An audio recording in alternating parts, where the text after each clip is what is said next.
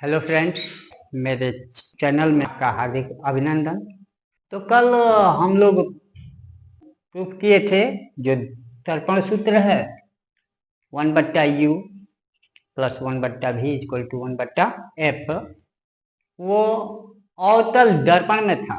लेकिन आज उसी सूत्र को हम उत्तल दर्पण में प्रूफ करेंगे और प्राप्त करेंगे। तो चलिए पहले हम लोग देखते हैं एक उत्तल दर्पण का निर्माण करते हैं।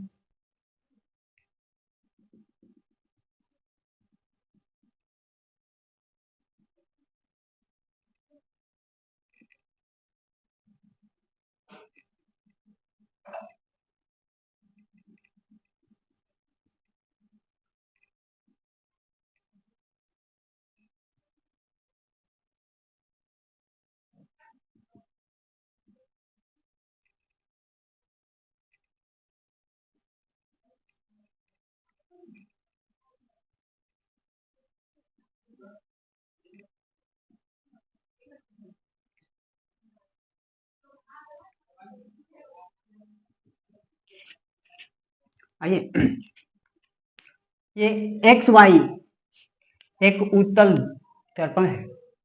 इसके प्रधान अक्ष पर ए बी एक वस्तु है जिसका प्रतिबिंब ए डैश बी डैश बनता है।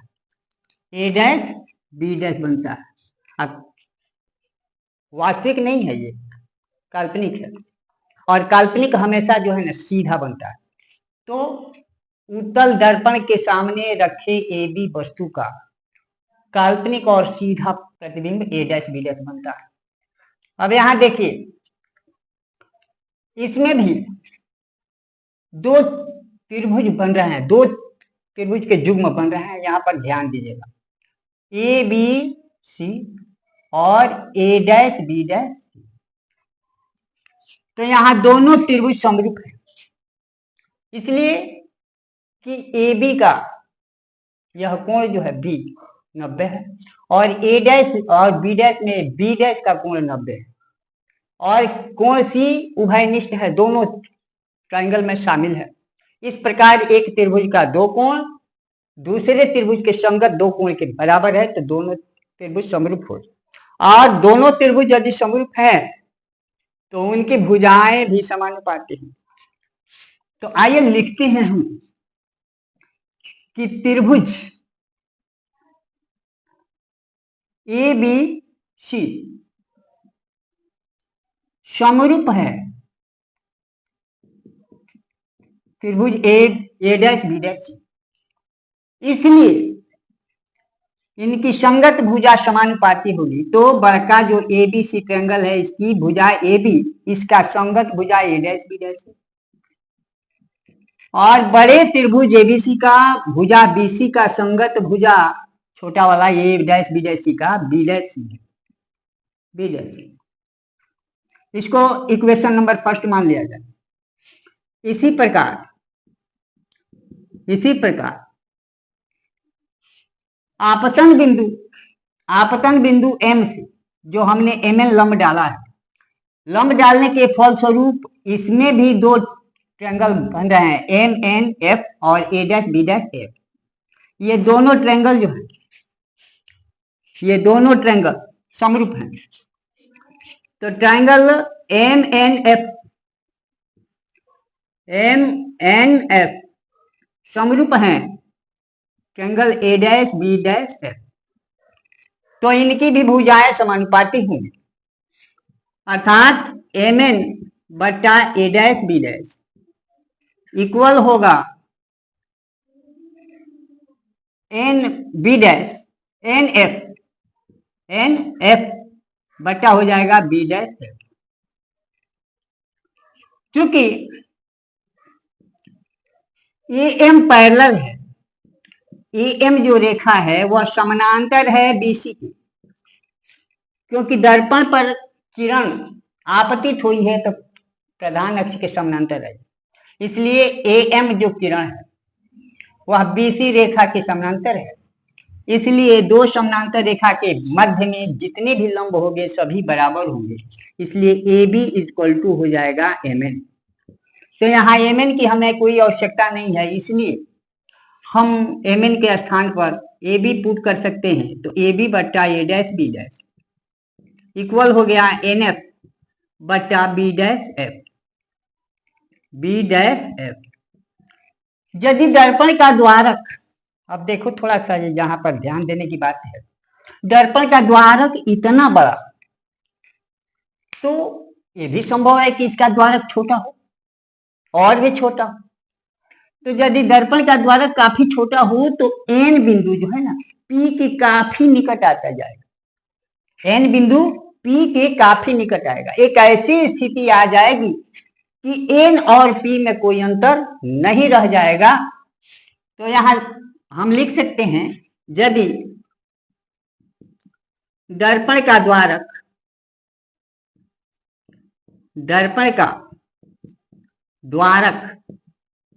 काफी छोटा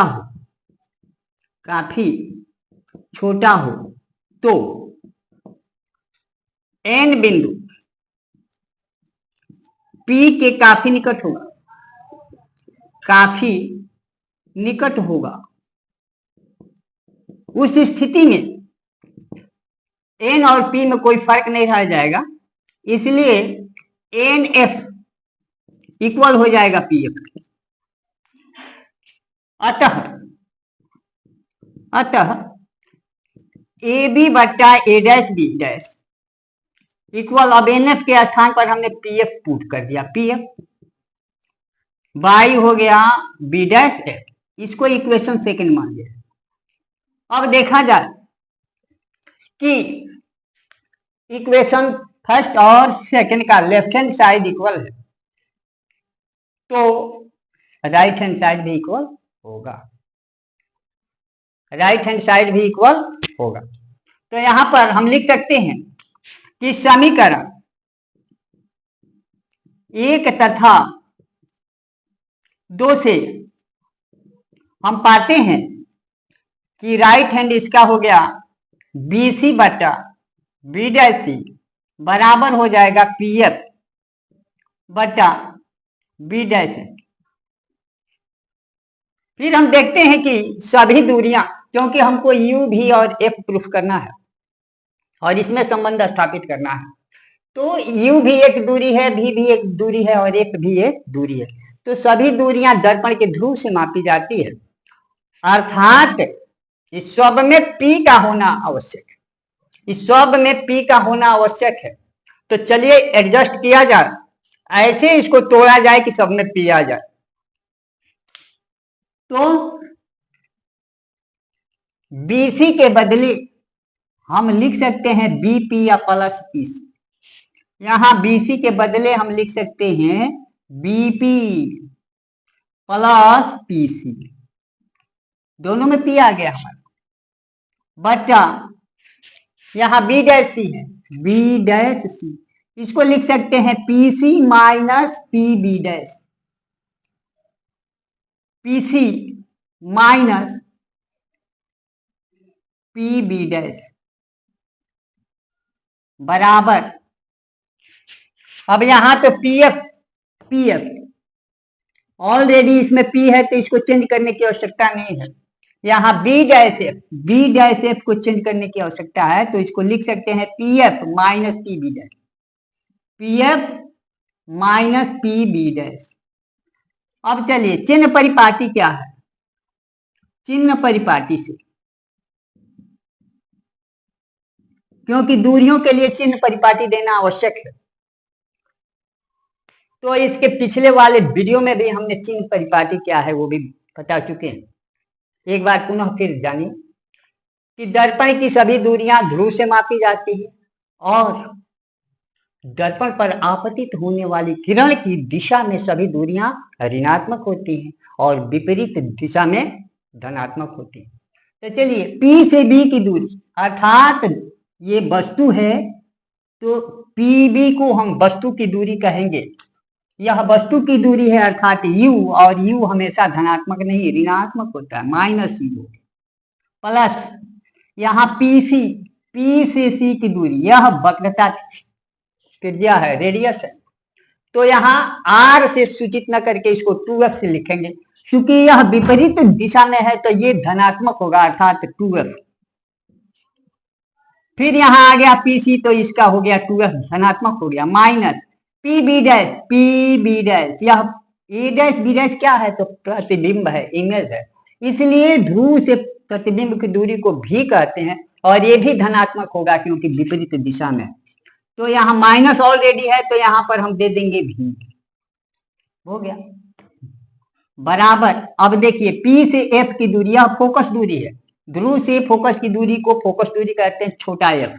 अब इसका वैल्यू f है, ये भी धनात्मक होगा क्योंकि यहाँ पर P से सभी विपरीत दिशा है, इसलिए इसको धनात्मक ही लिखना है, तो f हो गया। और फिर यहाँ PF है तो f माइनस, फिर PB डैश है तो यह भी हो गया।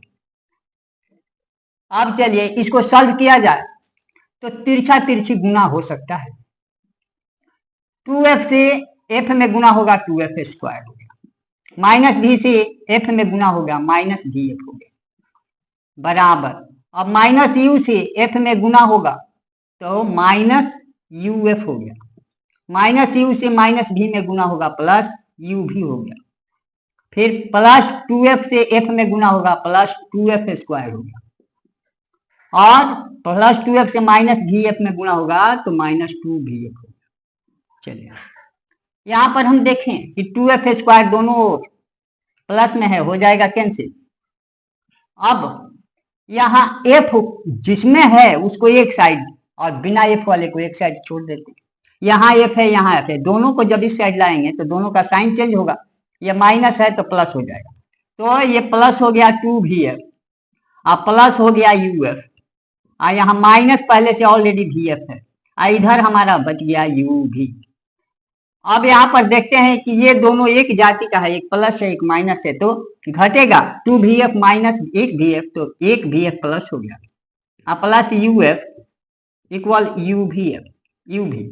अब UVF से दोनों ओर भाग देने पर, यहाँ पर UVF से दोनों तरफ भाग करने पर क्या पाते हैं हम कि VF बटा UVF हो गया, प्लस UF बटा UVF हो गया, इक्वल UV बटा हो गया UVF। यहाँ VF से VF हो गया कैंसिल, UF से U और F कैंसिल, यहाँ UV से UV कैंसिल, बचा हमारा 1 बटा U प्लस 1 बटा V इक्वल 1 बटा F, जो हमें प्रूफ करना था प्राप्त हो गया, ये दर्पण सूत्र प्राप्त हुआ। तो आप लोगों ने देखा हमने दोनों दर्पण में बारी बारी से सिद्ध किया, पहले अवतल में फिर उत्तल में। ये रट्टा वाला चीज नहीं है, ये चीज जो है आपको इंटरमीडिएट लेवल में पढ़ाया जाता है, लेकिन हमने यहीं पर आप लोगों को ज्ञान दिया, तो फिर हम लोग नेक्स्ट वीडियो में मिलते हैं कुछ न्यूमेरिकल के साथ। लेकिन न्यूमेरिकल के पहले आप लोगों को मैग्निफिकेशन बताएंगे, आवर्धन, तब न्यूमेरिकल बनाने में आप लोगों को सुविधा होगी, और उसके लिए भी हम लोग व्यंजक प्राप्त करेंगे। आइए बोर्ड के लिए ये मैट्रिक के लिए बहुत ही आवश्यक है कि आवर्धन क्या है और उसके लिए व्यंजक प्राप्त करें। तो नेक्स्ट वीडियो में हम लोग उसी के साथ मिलते हैं। तो हमारे चैनल को आप लोग सब्सक्राइब करें और लाइक करें और इससे लाभ उठाएं। तो धन्यवाद।